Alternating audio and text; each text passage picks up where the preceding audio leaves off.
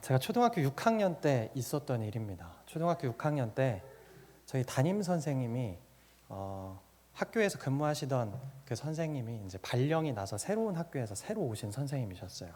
그래서 처음 보는 선생님이었는데 그 선생님께서 이제 3월 달 이맘때쯤이었던 것 같아요. 3월 달에 이제 학기가 시작하는 그 시점에서 그 반 학생들에게 이렇게 살아야 한다 하는 그런 훈화 말씀을 많이 하셨습니다.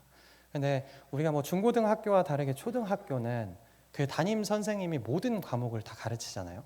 그래서 이 선생님이 아침에도 이야기를 훈화 말씀을 하시고 저녁에도 훈화 말씀을 하시는 거예요. 그래서 계속해서 이제 말씀을 하시는데 그 말씀이 무엇이냐면 성공한 인생을 살기 위해서 이 초등학교 6학년 어린이들이 이제 장차 커서 큰 일을 하게 되는 그런 삶을 살기 위해서는 계획을 잘 세워서 계획에 맞춰서 살아야 한다라는 이야기를 하셨어요. 그래서 계획을 잘 세워서 이 계획에 맞는 그런 계획적인 삶을 살아야 된다라고 이야기를 했습니다. 그러니까 뭐 MBTI P인 분들은 이제 큰 일을 못 하시는 거예요. J들만 큰 일을 할 수가 있는 거예요. 근데 제가 그 이야기를 그 선생님의 이야기를 듣고 한 번 하신 게 아니라 계속해서 얘기를 하셨다 했잖아요. 근데 그렇게 말씀을 하시는 거를 듣고 제가 질문이 하나 생겼어요. 근데 희한하게 선생님께서 항상 수업이 끝나면 질문 있는 사람 질문하세요라고 이야기를 하는데 그 이야기를 하시고는 질문하라는 얘기를 안 하시는 거예요. 그래서 다음 시간이 되기 전에 그 쉬는 시간에 선생님을 찾아갔어요. 자, 그런 거 보면 제가 정말 좀 똘똘해요. 근데 여기서 진짜 더 똘똘한 게 뭐냐면 그 선생님한테 가서 선생님 방금 선생님께서 계획을 잘 세우고 그 계획대로 살아야 성공하는 삶을 살 수 있다고 했잖아요.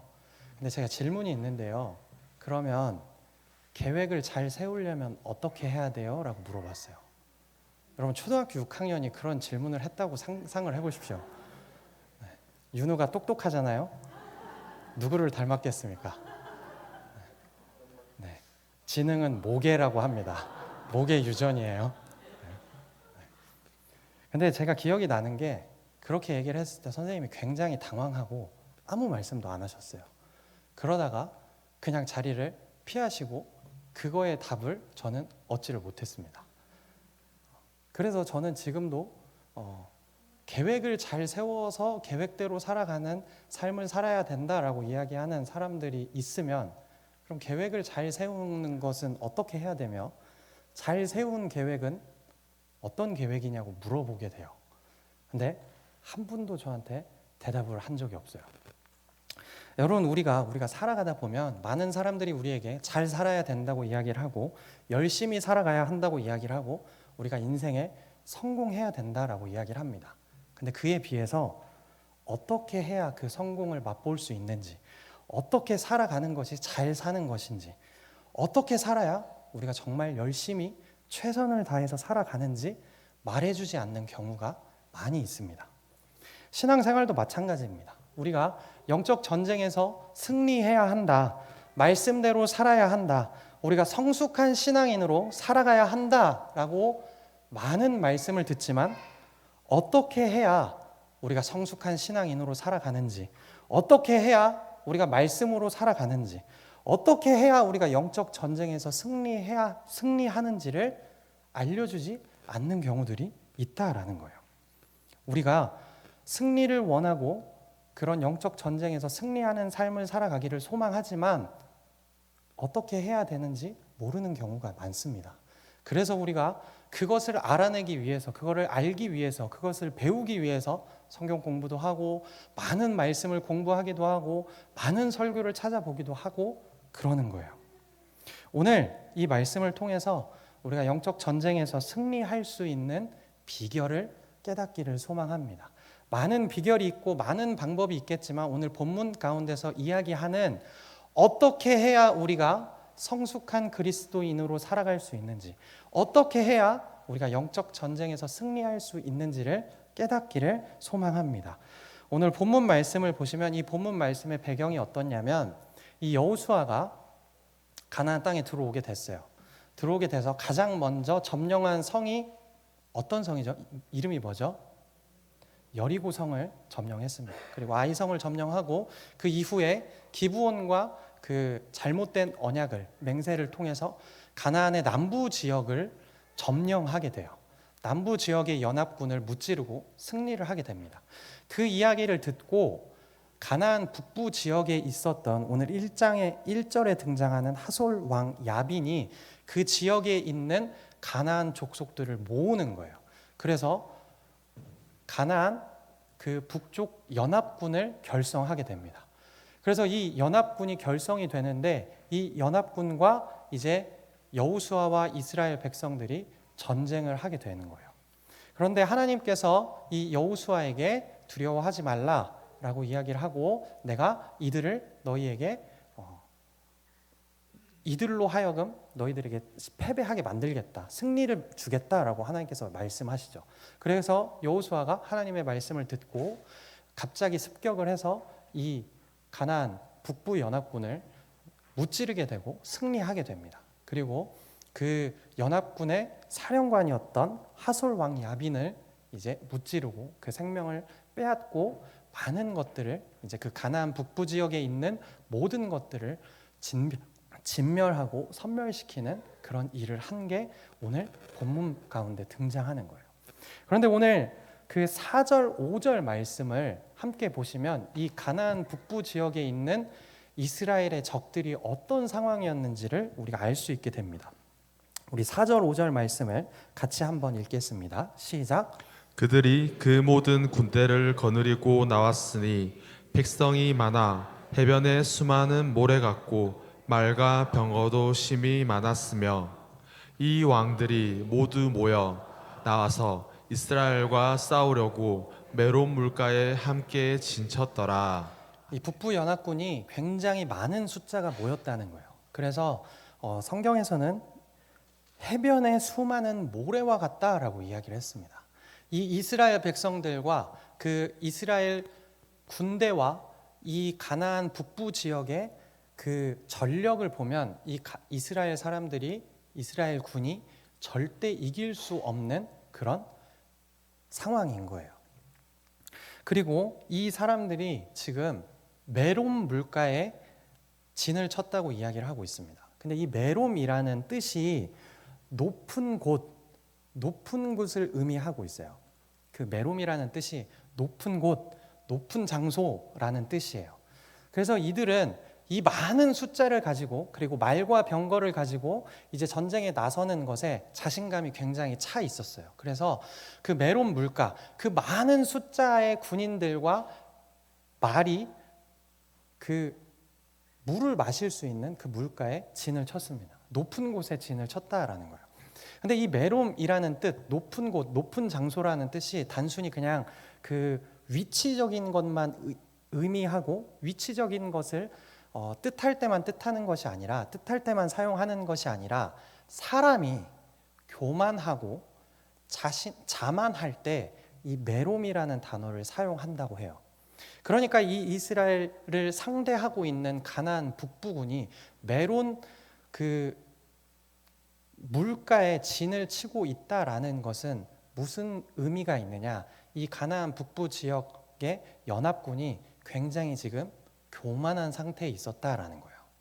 굉장히 자신감이 가득 찬 상태로 지금 전쟁에 임하고 있었다라는 거예요. 모든 상황이 자신들의 승리를 예견해주고 누가 봐도 이 전쟁은 가나안 북부 연합군이 승리할 것 같은 그런 예상이 되는 상황이기 때문에 이 가나안 북부 연합군은 굉장히 지금 자만하고 교만한 상황이었다라는 것입니다. 오늘 이 말씀을 저희가 나누기 전에 우리가 한번 우리의 상태를 살펴보기를 소망해요. 여러분, 우리가 영적 전쟁에 나가기 전에 우리가 혹시 나의 힘을 믿고 나의 능력을 의지하고 모든 상황이 나에게 좋게 흘러간다고 해서 내가 하나님을 의지하지 않고 내가 자만함과 교만함으로 그런 영적 전쟁에 나아가고 있다면 우리는 하나님과 함께하는 이스라엘 군이 아니라 이 이스라엘 군 반대편에 서 있는 가나안 북부 연합군과 같은 모습을 하고 있을 수도 있습니다.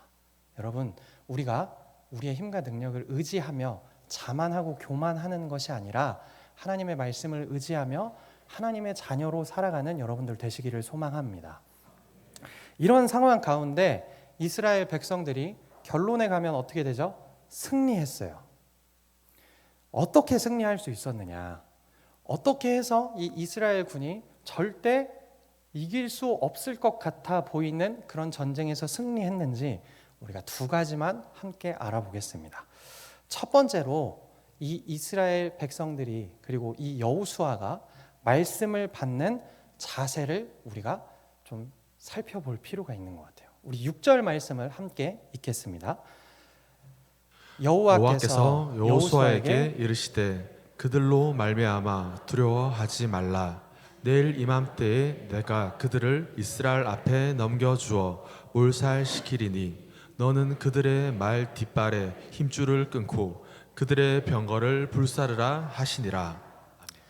하나님께서 이 여호수아에게 말씀하신 것이 있는데 이 전쟁에 나가는 것에 앞서서 이 여호수아에게 가장 먼저 하신 말씀이 뭐예요? 뭐 하지 말라?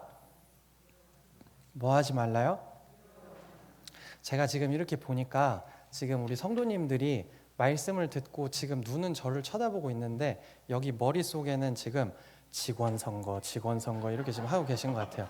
여러분, 직원 선거는 좀 잊으시고 지금은 말씀을 듣겠습니다. 네, 지금 누가 될지 이렇게 옆으로 이렇게 보고 계신 지금 우리가 아무리 생각해봐야 몰라요. 네, 지금은 말씀을 듣는 시간이니까 저한테 좀 집중해 주셨으면 좋겠습니다. 하나님께서 이 여호수아에게 가장 먼저 했던 그 말씀이 뭐예요? 두려워하지 말라라는 거예요. 여러분들, 이 말씀을 우리가 조금 자세히 한번 살펴볼게요. 하나님께서 이 여호수아에게 두려워하지 말라라고 이야기를 하셨습니다. 근데 이것만 보면 하나님께서 굉장히 이 여호수아에게 힘이 되는 말씀을 하신 거예요. 그리고 이 말씀을 받는 여호수아도 이 말씀을 듣고 힘을 얻고 두려워하지 않을 수 있습니다. 근데 여러 가지 상황을 한번 살펴보면요, 이 두려워하지 말라라는 말은, 이 말씀은 여호수아에게 익숙한 말씀이에요. 왜? 여호수아가 모세가 죽고 이스라엘의 지도자로 됐을 때 여호수아 1장에 보면 하나님께서 여호수아에게 뭐라고 말씀하세요? 두려워하지 말라라고 이야기를 하셔요. 이 여호수아에게 하나님께서 무엇을 당부하시고 명령하실 때 가장 먼저 하신 말씀이 두려워하지 말라라는 거예요. 그리고 그 남부 연합군을 무찌르는 그런 전쟁을 하러 나가면서도 하나님께서 이 여호수아에게 뭐라고 이야기를 하셔요? 두려워하지 말라라고 이야기를 하세요. 이 여호수아서에서 하나님께서 여호수아에게 말씀하시는 걸 보면 두려워하지 말라라는 말을 계속해서 반복적으로 하시는 거예요. 물론 여호수아가 두려움에 떨고 있어서 이야기를 하셨을 수도 있습니다. 근데 여호수아 입장에서 봤을 때는 하나님께서 두려워하지 말라라고 이야기하시는 것은 처음 듣는 이야기가 아니라는 거예요. 어떻다는 거예요? 익숙하게 듣는 이야기라는 거예요.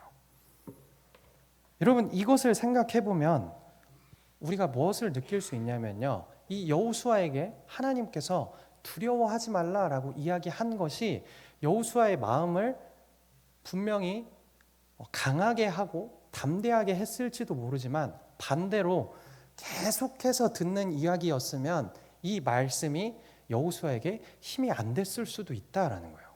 어떻게 그렇게 생각을 해볼 수가 있느냐? 우리는 본성 자체가 익숙함에 젖으면 소중한 것을 잊어버리게 됩니다. 그리고 익숙한 게 생기게 되면, 익숙함에 젖어버리면 어떻게 돼요? 흥미를 잃어버리게 돼요. 제가 그걸 어떻게 깨닫냐면 저희 아들을 봐도 그래요. 저희 아들이 1살입니다. 말도 못해요. 근데 집에서 장난감을 가지고 노는데요, 1년은 안 됐죠. 6개월 동안 똑같은 장난감을 가지고 놀아요. 그럼 가지고 놀까요, 안 놀까요? 한 일주일 정도 있으면 안 갖고 놀아요. 재미가 없어요. 왜? 익숙하니까. 흥미를 잃어버리는 거예요. 그래서 어떻게 하느냐? 한 금요일, 토요일쯤 되면 친정에 보냅니다. 그래서 진해에 가요. 갔다가 주일날 오면 주일날 또 재밌게 놀아요. 그리고 한 목요일쯤 되면 시들시들해져요. 그러면 다시 할머니 집으로 보내요. 그러면 이제 또 오면 또 주일날 저녁에 신나게 놀아요. 그러다 목요일쯤 되면 또 시들시들해져요.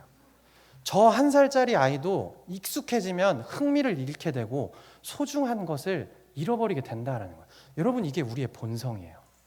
익숙한 말씀이면 우리가 그 말씀에서 우리에게 무엇을 이야기하는지 그 소중한 것을 깨닫지 못하고 그 말씀이 그냥 우리 가운데 새겨지지 못하고 흘러버리는 그런 본성이 우리한테 존재한다라는 거예요. 그런데 이 여호수아는 어땠다는 거예요? 그런 익숙한 상황 가운데 익숙한 말씀이 들릴 때 그것이 또 하나님께서 이렇게 얘기하시네, 또 그냥 상투적으로 하시는 말씀이네 라고 말씀을 그렇게 받은 게 아니라 하나님이 하신 말씀을 어떻게 했다는 거예요? 나의 말씀으로 내 마음속에 새겼다라는 거예요. 여러분, 우리가 신앙생활을 하는 가운데 그 과정 속에 익숙한 말씀이 들릴 때가 있습니다. 똑같은 말씀을 우리가 접할 때가 있어요. 여러분, 그때 그 말씀이 우리에게 힘이 되고 생명이 되기를 소망합니다. 목회자가 가장 하기 어려워하는 설교가 있는데요. 첫 번째가 어린이 설교를 어려워합니다. 그리고 이거는 이제 계속 그 목회를 많이 하신 설교자일수록 더 심해져요. 그래서 우리 담임 목사님도 아마 어린이 설교에 대한 부담이 있으실 거예요. 그래서 한 번은 초대를 한번 해보시면 어떨까라는 생각이 좀 들어요. 근데 상당히 어려워요. 어린이 설교가 진짜 어려워요. 왜냐하면 저희가 사용하는 언어와 단어와 어휘가 이 어린이들에게 모르는 단어고 어휘이기 때문에 이걸 다 설명을 해줘야 되고 어휘를 바꿔야 하기 때문에 굉장히 어려워요. 그래서 어린이 설교를 굉장히 어려워한다고 합니다. 그리고 두 번째로 너무 잘 아는 유명한 본문을 주제로 한 말씀을 어려워해요. 이게 왜 어려워하는지 아십니까? 성도님들이 익숙해요. 그래서 설교를 하기가 어려워요. 왜냐하면 말씀을 딱 들었을 때 이 다음에 어떻게 되겠구나라는 것이 그려져요.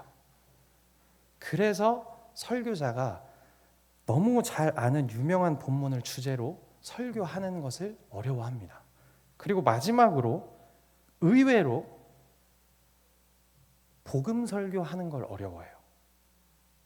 왜냐하면 우리가 복음 설교는 너무 익숙하잖아요.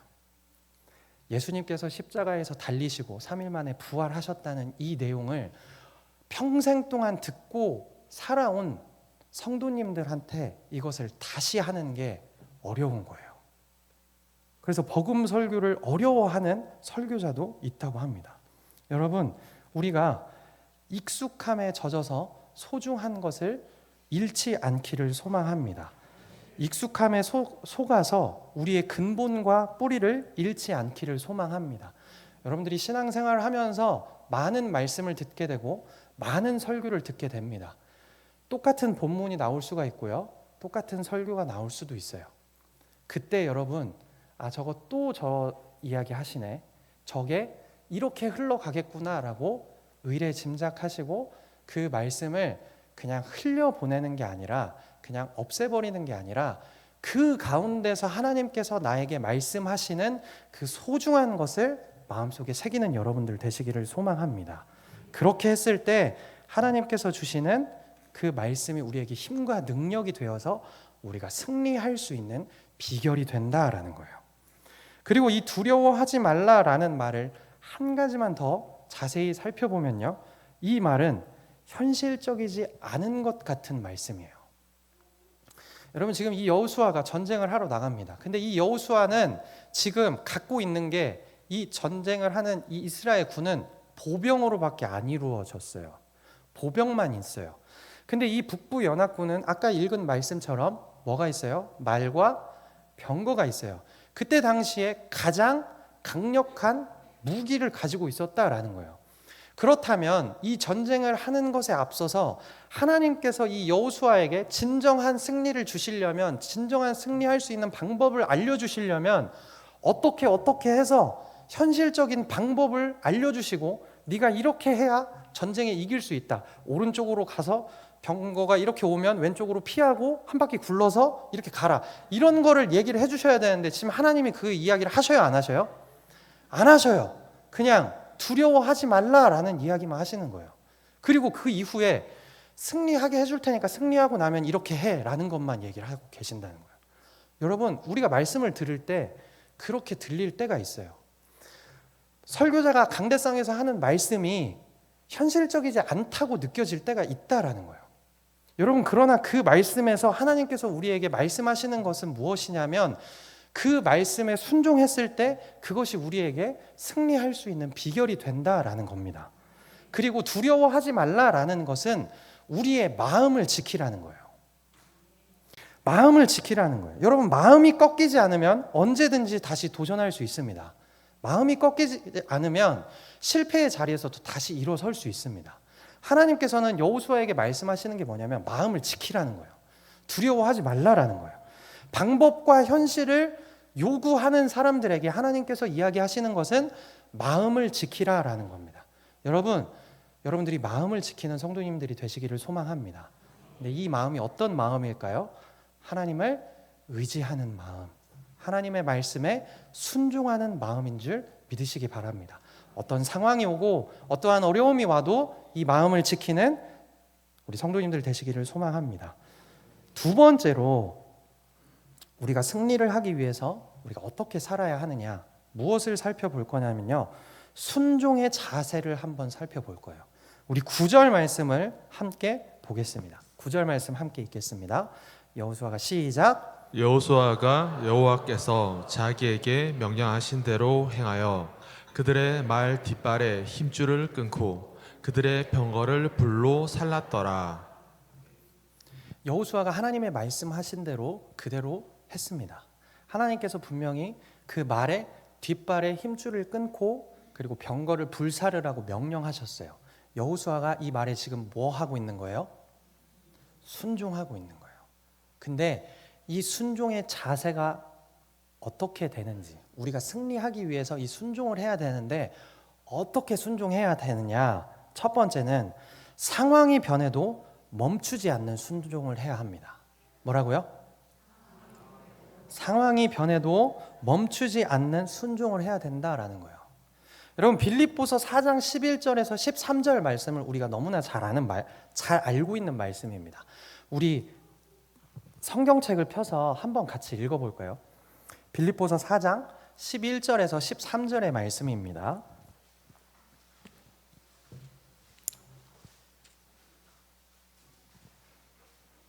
네, 같이 읽겠습니다. 시작. 내가 궁핍함으로 말하는 것이 아니니라. 어떠한 형편에든지 나는 자족하기를 배웠노니 나는 비천에 처할 줄도 알고 풍부에 처할 줄도 알아. 모든 일 곧 배부름과 배고픔과 풍부와 궁핍에도 처할 줄 아는 일체의 비결을 배웠노라.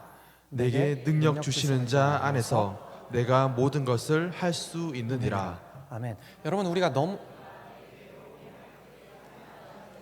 잘하였도다. 또다. 아멘. 여러분, 이 말씀을 우리가 너무나 잘 아는 말씀입니다. 잘 아는 말씀입니다. 사도 바울의 고백이죠. 여러분, 근데 여기서 우리가 그 일체의 비결을 배웠다라고 이야기를 하는데, 여기서 이야기하는 것에 우리가 항상 모든 성도님들이 초점을 맞추는 게 뭐냐면 궁핍과 가난에 초점을 맞춰요. 그래서 우리가 예수 그리스도 안에 있는 그 능력으로 인해서 우리가 궁핍해도 참을 수 있고 가난해도 참을 수 있다, 이 말씀에 힘을 얻어요. 근데 여기서 제가 생각하는 진짜 비결, 진짜 능력이 뭐냐면 풍부와 부함에 있을 때 이 마음을 지키는 능력이 진짜 비결이라고 생각을 합니다. 이제 무슨 말을 할지 여러분 이해가 되시죠? 여러분, 풍부할 때, 부할 때 우리가 넘어지기가 쉽다라는 거예요. 우리가 하나님의 말씀에 순종해야 되는데 내가 힘들고 어렵고 간절하게 하나님께 원하는 것이 있는 궁핍과 가난의 상황 속에서는 우리가 하나님께 순종하는 게 어렵지 않습니다. 그런데 내가 기도한 것이 이루어지고 나의 소원이 이루어진 이후에 내가 풍부함에 그리고 내가 부한 상황이 되었을 때 그 말씀에 순종하는 것은 생각보다 어려워요. 그래서 그런 말이 있잖아요. 사람이 화장실을 들어갈 때와 나올 때 마음이 다르다고 이야기를 하잖아요. 여러분, 하나님께서 이 여호수아에게 약속하신 승리를 주셨습니다. 그리고 이 여호수아의 눈앞에는 많은 재물과 많은 군사력이 앞에 있어요. 다음 전쟁을 준비하는 것에 있어서 이 여호수아는 그 시대 가운데 가장 강력한 무기인 병거와 말을 불사르지 않고, 말의 힘줄을 끊지 않고 자기 것으로 만들 수도 있는 상황입니다. 그러나 그때 여호수아는 어떻게 했어요? 하나님의 말씀에 순종했습니다. 여러분, 상황이 변해도 멈추지 않는 순종이 진정한 순종임을 믿으시기를 소망합니다. 그 상황이 변한다는 것이 내가 힘들고 어려운 상황 가운데로 가는 것을 의미하는 걸 수도 있지만, 내가 더 잘 되고 있을 때, 내가 하나님이 나에게 축복을 허락하셨을 때, 여러분, 그때 우리가 더욱더 하나님께 겸손하게 나아가기를 소망합니다. 상황이 변하고 삶이 나아져도 여러분 끝까지 순종하는 성도님들 되시기를 소망합니다. 기도의 소원이 이루어졌을 때 우리가 더 순종하는 성도들이 되기를 소망합니다. 잘 되고 성공하고 승리할 때 더더욱 하나님께 순종하는 우리 성도님들 되시기를 소망합니다. 그리고 이 순종이 상황이 변해도 멈추지 않는 순종이었는데, 그리고 또 한 가지가 있는데 그게 뭐냐면 100% 순종했다라는 거예요. 어떻게 해요? 100% 순종했다라는 거예요. 말씀 그대로, 들은 말씀 그대로, 하나님께서 말씀하신 대로 100% 순종했다라는 겁니다. 여러분, 우리는 순종할 때 내가 원하는 것, 내가 할 수 있는 것만 하나님께 순종하고, 내가 못하는 것은 순종하지 못하고 하나님께 이 핑계 저 핑계를 대면서 주님, 이건 제가 이것 때문에 못할 것 같아요. 이거는 제가 못하는데 그래도 나 이만큼 순종했습니다라고 고백할 때가 있습니다. 그러나 오늘 이 본문 속에서 등장하는, 말하고 있는 이 여호수아의 순종은 100% 순종을 의미해요. 나의 욕심과 나의 상황과 나의 현실과 나의 모든 것을 내려놓고 하나님께서 말씀하신 그대로 100% 순종했습니다. 여러분, 우리가 하나님이 말씀하실 때 그 말씀에 100% 순종하는 여러분들 되시기를 소망합니다. 우리가 생각했을 때 요거는 좀 아니지 않을까라는 생각이 들 때도 있을 수 있어요. 하나님, 이것은 너무 터무니없이 나한테 너무 큰 믿음을 요구하시는 순종이지 않으십니까? 라고 되물을 수도 있어요. 여러분, 그런 상황 가운데서도 하나님께 순종하기를 소망합니다. 운동선수 중에 프로 선수와 아마추어 선수를 여러 가지로 우리가 나눠 볼 수 있는데, 또 그 중에 한 가지로 이 프로 선수와 아마추어 선수의 차이가 있는데 그게 무엇이냐면, 훈련할 때 그 훈련을 지도해주는 코치가 훈련을 지도하는 것에 100% 순종하는 게 프로 선수라는 거예요. 그리고 아마추어 선수는 자기가 생각하는 대로 자기가 원하는 만큼만 순종하고 그 지도에 따라간다고 합니다. 그래서 프로와 아마추어의 선수 실력 차이는 그 훈련에 순종하는 것에 따라 결정이 된다고 해요. 여러분, 우리가 신앙의 프로가 되기를 소망하십니까? 여러분, 신앙생활에 프로 정신을 갖고 살아가는 여러분들 되시기를 바랍니다. 네, 그렇게 되시기 위해서 우리가 하나님의 말씀에 100% 순종하는 여러분들 되셨으면 좋겠습니다. 말씀을 맺겠습니다. 여러분, 오늘 이 여호수아의 가나안 북부 지역을 점령하는 말씀을 통해서 우리가 영적 전쟁에서 승리하고 신앙생활을 잘 하기 위해서 어떻게 살아야 하는지에 대해서 함께 나누었습니다. 첫 번째는 우리가 말씀을 받는 자세를 어떻게 해야 하느냐, 익숙한 말씀을 우리가 늘 새롭게 익숙함 속에서 소중함을 발견하는 그런 자세가 있어야 합니다. 그리고 현실적인 것 같지 않은 그 말씀에도 우리가 순종하는 그런 그 믿음이 있어야 합니다. 그리고 두 번째로 우리의 순종이 상황이 변해도 멈추지 않는 순종이 되어야 하고 100% 순종하는 그 모습이 우리 안에 있어야 됩니다. 이 말씀을 오늘 본문 가운데서는 이야기하고 있습니다. 그리고 마지막에 15절 말씀에 뭐라고 기록을 하고 있냐면요. 15절 말씀으로 우리 함께 읽겠습니다. 시작. 여호와께서 그의 종 모세에게 명령하신 것을 모세는 여호수아에게 명령하였고 여호수아는 그대로 행하여 여호와께서 모세에게 명하신 모든 것을 하나도 행하지 아니한 것이 없었더라. 아멘. 여러분 이 15절 말씀은 이제 이 전쟁을 다 끝내고 기록하는 보고서와 같은 이야기예요. 그래서 이 여호수아가 하나님의 말씀을 듣고 그 익숙함 속에서 새로움을 찾고 또 그 소중함을 찾고 그 말씀이 현실적이지 않아도 그 말씀을 나의 말씀으로 받고 순종할 때 모든 상황이 변해도 하나님께 무조건적인 순종을 하고 100% 순종을 했다라는 보고서를 작성하고 있습니다. 여러분 이 말씀이 이 여호수아의 행동과 이 믿음과 이 순종이 지금 우리에게까지 계속해서 들려지고 있습니다. 여러분 우리의 삶이 하나님 앞에 순종하는 삶을 살아가게 될 때 그 말씀을 우리가 나의 말씀으로 듣는 그런 모습으로 우리가 살아가게 될 때 우리의 삶을 통하여서 우리의 믿음을 통하여서 우리의 후세와 우리의 다음 세대들도 믿음의 본이 무엇인지를 깨닫게 될 줄 믿습니다. 여러분들의 삶이 여러분들의 자녀들과 여러분들의 다음 세대에게 믿음의 본이 되기를 원하신다면 오늘 이 말씀을 생각하시면서 우리가 말씀을 듣는 자세를 다시 한번 고치고 우리가 순종해야 하는 그 모습을 다시 한번 고쳐서 하나님 앞에 진정한 순종을 드리고 하나님께서 주시는 말씀을 나의 말씀으로 받고 살아가는 우리 성도님들 되시기를 소망합니다.